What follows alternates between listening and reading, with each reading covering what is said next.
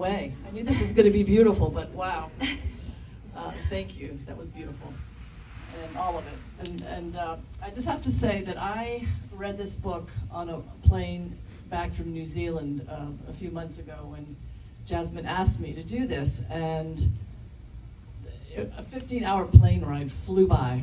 It was incredible. The book is beautiful. I know many of you have not read the book yet, but you're in for a real treat. So I put together some questions with Jasmin, and it sort of sets the tone for the book, which many of you will maybe not understand just yet, but it does set the tone. Jasmin, I see this book somewhat as a coming-of-age story of a young girl, but in the backdrop of turbulent times in Egypt and the Middle East. And as you are Egyptian yourself, I can see quite clearly from this room, for those unfamiliar with the political upheaval in Egypt during that time, could you please sort of historically summarize what was going on then and how you drew upon this for Layla's story? Yeah.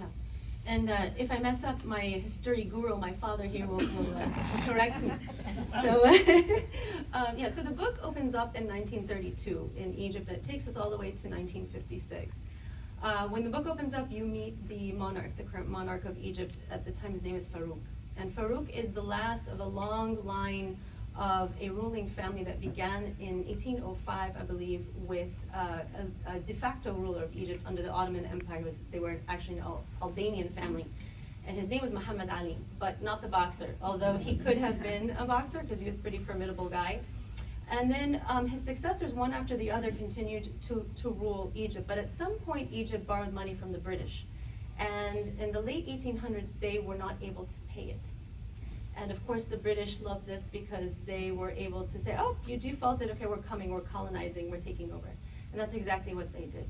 They came to Egypt and they said, you guys need to get your economic house in order, and they just stayed. And it was a very good opportunity for them because Egypt was a perfect geopolitical asset to have. And this was a very humiliating period for Egyptians for many reasons, which you'll discover through the book.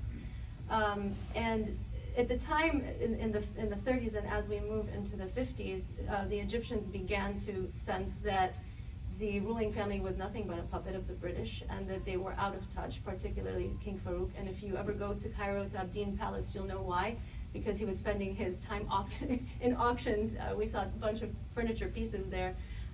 So he was really completely out of touch with the nation. And a group of military officers got together and formed what was called the Free Officers of Egypt. And they basically mounted a coup. And they took over. And they kicked out the king. And it was, some people had hoped it would become a democracy, but what it actually became was a terrible communist socialist dictatorship. And what we see through the novel is how one family, one girl, and her father, who happen to be artists, deal with the obstacles and navigate through this time. Excellent. Yeah, that helps a lot. And many of us don't know that history, so that really enlightens it. The book, for me, was beautifully reminiscent of Khaled Hosseini's The Kite Runner, which was a coming-of-age story of a young boy during the backdrop of the Taliban. Your protagonist, Layla, travels from innocence and beauty of youth to maturity and reality of adulthood through this turbulent time. What inspired you personally, for this coming-of-age story? Was it your personal family history, or was it other works? I mean, it was a combination of so many things, but I think every human being kind of goes through this. You look for who you are. You are on a path of self-discovery. When you are first generation in any country, I think that becomes a lot stronger. And so the book is a culmination of this desire to understand who I am, where I come from, where my grandparents, great-grandparents came from, and how they lived. And for a writer, this takes form in stories, and it takes form in imagining all of these things. Of course, the other part that I discussed earlier was that my own grandmother was a famous singer and actress, and so that nuance, that person who played the role and lived during that time, was an artist like my grandmother, and the book was very loosely based on her. Of course, you know, I had the benefit of knowing the language, which we'll talk about later, understanding the culture, because my parents did an amazing job of making, you know, having that for me at home, but without imposing it at all. And they made it so desirable and interesting and intriguing, because they didn't attach culture with prohibition. They didn't attach culture with rules that were imposed upon me.